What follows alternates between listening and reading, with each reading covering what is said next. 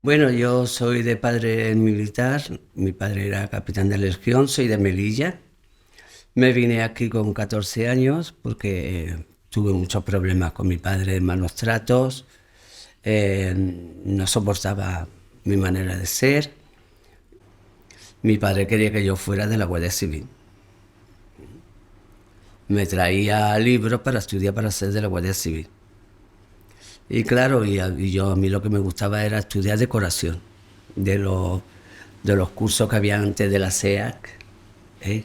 Que había de cursos de radio, de todo, bueno, en general. Y a mí me encantaba decoración. Y mi padre pues veía esos libros y decía que eso era de maricones, que es la palabra que no quería decir antes, perdonar por la frase. Y claro, y mi padre pues me miraba pero mal, mal. No, no lo aceptaba. Quería el hijo perfecto, quería esto, aquí cuando, si quiero salir aquí a las 8:30 de la tarde, si venía 10 minutos ya la paliza estaba asegurada. Y así pasó un poquito la historia, un poquito de mi vida y cosas hasta que ya me encontré ya con 14 años, que ya le pedí el permiso paterno a mi padre, me lo concedió. Me monté en el barco. Yo veía y sufría por dentro que mi madre se quedaba sin su hija, vamos a decirlo, porque yo ayudaba a mi madre en la casa a hacer los quehaceres. Ay, pélame las patatas, o límpiame los guisantes, o mira, límpiame las ventanas, los cristales. Le ayudaba y claro, eso es, a mí mi madre me trataba como una señorita. Porque una madre, por ejemplo, para una persona, porque las madres se dan cuenta de lo que es un hijo. Y cuando venía mi padre, dice, ahí está tu padre, a ver, ten cuidado con las manos, no te menes mucho, no esto, habla bien.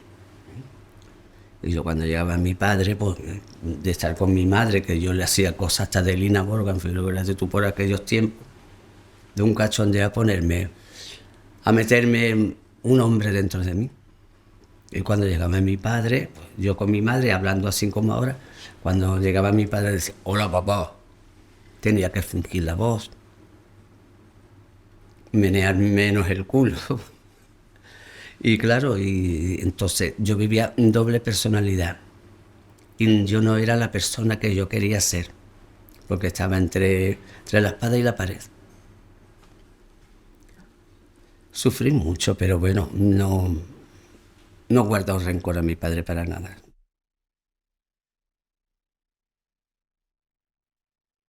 Pero yo, cuando conozco al movimiento feminista y empiezo a relacionarme con mujeres feministas en Cádiz, pues vas descubriendo otro tipo una tiene la imagen heterosexualidad, de la heterosexualidad y entonces, pues claro, el ambiente es el tradicional, ¿no? Una vez yo en este caso veo que no, bueno, que hay ciertos aspectos de esta norma que me impone, que no me gusta. Yo no quería casarme, yo no quería tener hijos y, y bueno, cuando yo conozco a compañeras del movimiento feminista que viven otro tipo de historia, otro tipo de vida, a mí pues poco a poco me va entusiasmando y va creando en mí como esa, es de intentar descubrir, ¿no? Que lo que yo sentía no es lo que siempre me decían, ¿no? Que era la norma que siempre, o la que teníamos que seguir, ¿no? Y bueno, te enamoras, ¿no? Y ya cuando te enamoras, pues da un poco rienda suelta un poco a eso que tú en ese momento sientes. ¿Cuál es el temor? El temor es qué pensarán mis amigos, los de siempre, los de antes, qué pensará mi familia, ¿no? Porque claro, no es igual un chico que me he enamorado de una mujer, ¿no? En tu caso Sí, es completamente distinto. Eh, yo tengo una primera relación que no llega a ser relación. Relación me refiero aparezca normalizada, sino que tengo realmente una relación sexual con una chica, y eso yo que entonces no sabía ni que existían lesbianas ni nada de nada, en absoluto. Estaba acostumbrada a ver pues, las parejas heterosexuales y la norma establecida. Entonces, esta relación, que fue muy poco tiempo, a mí realmente me ocasionó un verdadero trauma, y empiezo a tener culpa, remordimiento de lo que había vivido, y me crea un malestar interno muy grande, y me hace como poner una barrera al sexo totalmente. Y por eso, porque desconocía por completo que podía existir la relación hombre-hombre y mujer-mujer. Es decir, fuera de lo heterosexual y de la norma, yo creía que no existía nada. Esa primera experiencia fue en el 72, que fue antes de estando Franco viviendo, que eso ni se pasaba por la cabeza que se pudiera hablar. Por eso esos traumas y esas luchas internas.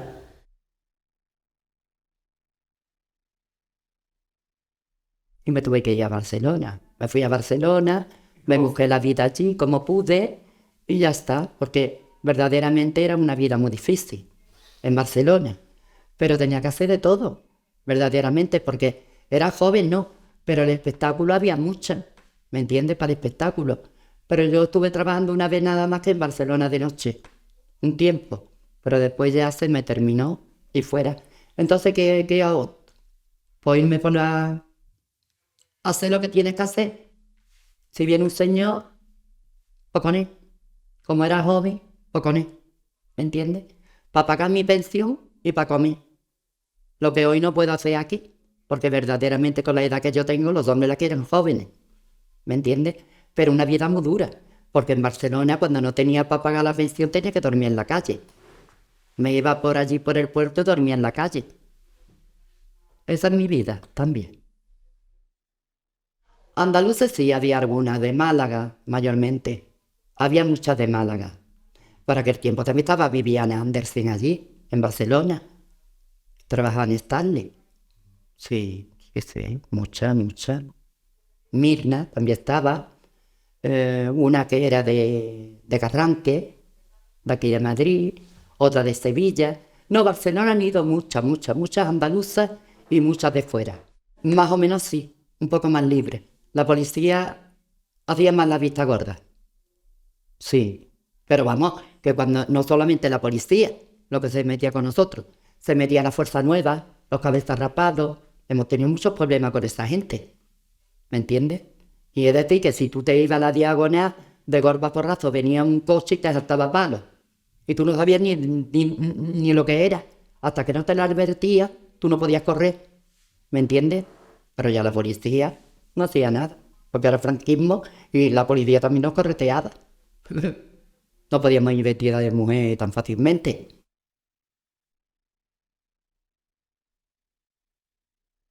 Yo recuerdo que a mí me decían, yo iba de pueblo, ten en cuenta que yo salí de un pueblo, yo no era una muchacha de un capital, ni una muchacha preparada de estudio, yo no sabía leer, no sabía escribir. A mí para leerme alguna cosa me lo leía alguna compañera, porque yo he firmado siempre con el dedo, en la mili aprendí a leer un poquito.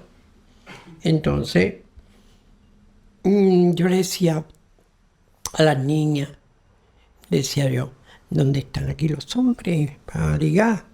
Vente con nosotros. Y recuerdo que me llevaban a algunos sitios que allí eran todo para ligar. Allí los chicos se acercaban a ti, como unos clubes. El Centauro, el 1400, yo recuerdo esos nombres. Y allí entraba tú y allí se ligaba.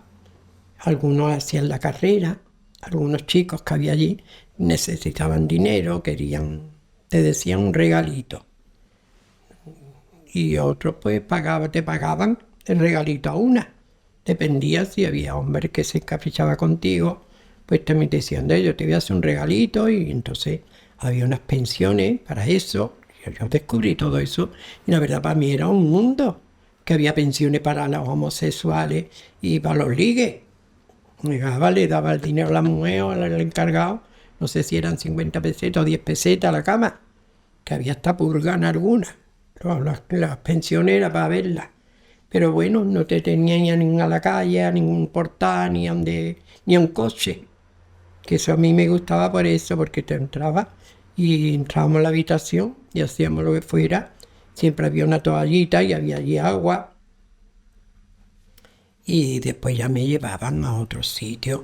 Recuerdo que fui a uno que había que tener, no sé si era un carnet, una contraseña, que me llevó un señor que me gustó, me encantaba. Claro, en Madrid estaba yo en el cine Carreta, un cine que había de ambiente. Allí entraba tú, lo primero que te echaban mano era el paquete. No sabían si tú eras un tío, una mujer, lo que fuera, y si te sentaba tú a la vera así de alguien, te ya estaba con él con la pierna en lo alto del muslo. Empezamos a ver varios de eso, o sea, cine. Y recuerdo que yo estaba trabajando entonces en Madrid limpiando mejillones, me parece que era así. Y me dieron mi día libre, tenía un día de semana libre, y yo me iba al Carreta, porque allí lo pasaba yo muy bien, la verdad. Y una de las veces que yo fui al Carrete, yo estaba liada con un hombre, estaba comiéndome la boca con él, él me estaba tocando, yo tocando, en fin, los dos con una liados. Y encienden todo el cine, todas las luces del cine, y todas estábamos liados unos con otros. Y las policías allí, y a todos nos pusieron así con los grilletes, unos con otros, lo menos 5 furgonetas de esos autos, los grises. Nos metieron en el calabozo y teníamos que comprar una letra de 3.000 pesetas en papel en los estancos, que eso era una multa, solamente que había que comprarla en los estancos de 3.000 pesetas. Mientras que tú no se presentaba a alguien, te daba una llamada de teléfono por si tú llamabas a un familiar, por si tú no tenías las 3.000 pesetas en el bolsillo, alguien tenía que ir a comprarte esa letra, una letra. Entonces yo tuve que llamar al trabajo. Y como decía yo estaba detenida por mariscón, pues lo tuve que decir. Le dio el señor Vidal, que era jefe de cocina, y el señor Vidal dice, ¿dónde anda? Que usted tenía que... Me hablaban de usted. ¿Usted tenía que haber estado ya aquí, hoy? Digo, sí, mire usted que tenía que haber estado, pero yo estoy en la cárcel. Aquí en la cárcel. Dice, ¿y qué le ha pasado? Y mire usted, yo le dije la verdad, yo estaba en el cine y me estaba allí tocando con un hombre. Y me han cogido y hay que comprar una letra. ¿Y usted qué va a hacer? Le digo, no, yo le pido a usted, por favor, que venga usted y pague la letra, y después me la descuente usted o yo se la daré. Y me saca usted de aquí. Me empezó con el teléfono. Sí, yo que entonces no había móviles. Empezó, bueno, a ver cómo lo hago. No, por favor, no me deje usted aquí más tiempo. Se lo voy a agradecer toda mi vida. Porque yo, claro, le hablé con mi corazón, que la verdad es la prima. Entonces este hombre fue y compró la letra de 3.000 pesetas en un estanco y la llevó y me echaron a la calle.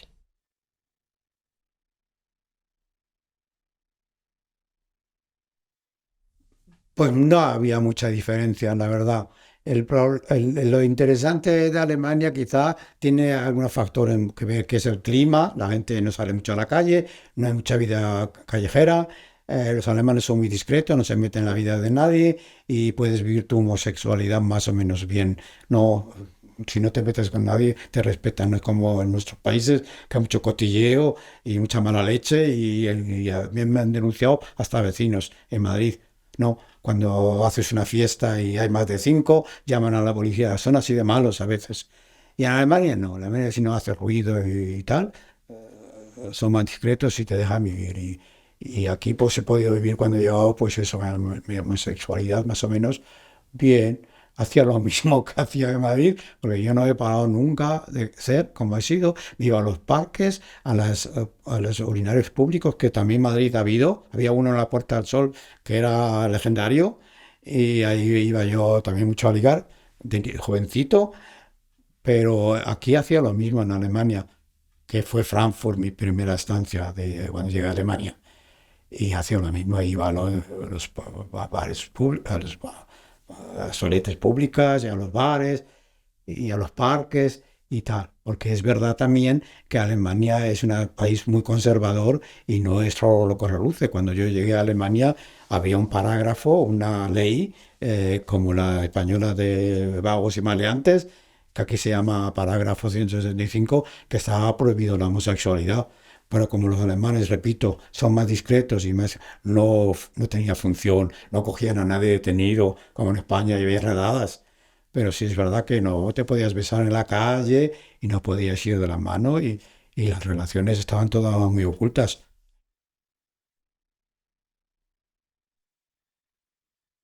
Muy bien, Torremolinos era, ¿cómo te lo diría? Venía gente fantástica, gente no solo gente con dinero, pero gente con estilo. Torremolinos era, no tiene comparación lo que es ahora, era un ambiente fantástico, venía gente de todo el mundo, todo era normal, hay gente, parejas, hombres o mujeres, o normales, todo se toleraba en Torremolinos. Y era muy bonito Torremolinos y muy simpático, sí, sí. Cuando voy por Torremolinos tengo muchas veces, la echo de menos cuando veo las calles y digo, todo ha cambiado mucho, todo. Sí, pues me acuerdo perfectamente, cuando entrabas en Pasaje Begoña era todo luces, luces, los luces, los nombres de los bares, los carteles, era algo que no te puedes imaginar. Estaba lleno de vida eso. Todo el mundo salía ahí. El Pasaje Begoña en esa época era el punto para salir. Torremolinos todavía tenía su encanto, en los años 70 todavía tenía su encanto, pero a mediados de 70, 80, yo para mí viví una época buena porque había muchas discotecas y muchos bares de ambiente y una discoteca muy conocido en esa época, el Bronx, que era en los años 80, pero el turismo empezó a cambiar poco a poco, venía un turismo un poco de clase más, además, sí, perder un poco la calidad que dije, sí, a partir de medianos de 70, 80, todavía estaba bien, pero diferente, sí. Lo de los años 60 fue la época dorada de Torremolinos. Marbella no era gran cosa, todo se concentraba aquí en Torremolinos, ¿no? Y venían muchos famosos actores, escritores, de todo el mundo, y muchos americanos, les encantaba Torremolinos. Vivían muchos americanos aquí también en esa época. La prima hermana de mi madre vivía en la Carihuela y ya mi madre vivía en Málaga. Y entonces pues yo venía a darme los baños esos de septiembre para la angina, las cosas de los niños, ¿no? Y yo venía con mi hermano que conducía camiones de la Colema, de la Casera, de todo eso, y veníamos entrando por la calle de la Carihuela y me decía mi hermano, Isabel, no mira por ahí que hay una guiri en Cuero Viva. Y es verdad, había una, 500.000 entonces, con los bikinis esos de correderilla en el pecho que le tapaban el pezón y de los lacitos estallonados en cuero vivo, ¿no? Y a mí me llamaba la atención aquello. Es más, yo con 16 años ya tomaba la Carihuela sin sujetador. Quiero decirte que a mí se me pegó aquello como de lo más natural. Hombre, yo me venía aquí a la Carihuela y a Tropicana y me quedaba con mi parte de abajo del bikini, venía la policía y me echaba la toalla por lo alto. Tampoco no era porque era el año 70 y poco, muy poco. Es que yo frecuento esto desde los 7 años, ya te he dicho. Entonces, yo he estado en Málaga hasta los 45 años. Me compré una casa en Torremolinos y ya he vivido aquí, ¿cuántos años llevo? Desde el año 95 hasta ahora, que vivo aquí, y me gusta más Torremolinos que Málaga. Hombre, que aquí la gente es mucho más llevadera en todo, la gente lo entiende mucho todo, incluso los antiguos, que estaban en su tienda vendiendo lo que fuera, y llegaba un maricón, porque yo hablo en español, y le preguntaba a la mujer, ¿y tu novio que vino contigo el año pasado? Pues no viene este año, si viene, viene más tarde. Y se lo preguntaban tan normal y tan corriente. Pues mira, conozco el Vic, conocí al Pedro, conocí a un bar que se llamaba El 7, conocí a, ¿cómo se llama? El Pasaje de Begoña muchísimo. Frente del Pasaje de Begoña había uno que se llamaba Cabaret y otro que se llamaba, que era blanco y negro, de ladrillo blanco y negro, no me acuerdo el nombre, que el dueño era granaíno, Harlem, se llamaba. Después uno que era La Jaula, al lado del Piper. Después ya Tiffany, pero Tiffany, bueno, Tiffany un poco también antes. El Tiffany no era muy gay, iba la gente por la noche y demás. ¿Qué te digo? Miles de bares. Yo qué sé, no sé cómo decirte. Según, porque el Pedro era de gente muy fina. Claro, yo tenía 17 años así, y llegaban señores de 35, 40, y para mí eran señores mayores, porque yo tenía 17 años, y después lo pensaba, digo, yo hay que ver, que yo en la tienda me decía señora, digo, yo hay que ver señora, porque señora, y ahora te das cuenta, es que tú cuando tienes 17 y ves uno con 35, parece tu abuelo, tú sabes. Y entonces yo iba allí, pero nada más lejos de la realidad. Yo iba allí y veía a los tíos con los trajes de lino, que como me ha fascinado la moda desde que nací, y con los trajes de lino, las camisas con los cuellos de pato, lo que había en la época, y la gente súper estilosa, la gente súper morena de la playa y todo. A mí aquello me fascinaba. Me fascinaba. Yo, por ejemplo, yo me cambiaba en los portales. Yo llevaba el escote con todas las tetas al aire, y mi madre tenía una confitería y se ponía detrás del mostrador, a ver lo que lleva hoy. Digo, no, muy bien, me ponía un pañuelo aquí en el cuello, me hacía así con el pañuelo, me lo quitaba, y ahora yo, pues, un poquito con las tetas al aire de la época esta. Y ahora yo, pues, me iba a un portalillo, me quitaba el vestido, me lo metía en el bolso, me ponía un pantalón, y en un portalillo de al lado de mi casa me volvía a vestir otra vez lo mismo. Pero luego había un problema, que mi madre vivía en la carretera de Cádiz, en el de Sostoa, y estaba en la carretera, y el portillo paraba frente, yo era muy chica, cogía los autobuses, claro. Cogía los autobuses, y mi madre ya me veía también, me hacía con la mano así, desde el autobús, mira, ya me ha disfrazado otra vez, como te pille tu hermano por Torremolinos, así te va a matar. Todos los bares eran un amigo mío, todos los camareros, que uno venía de no sé dónde, todo, todo. Yo he sido más maricón que los maricones, toda mi vida.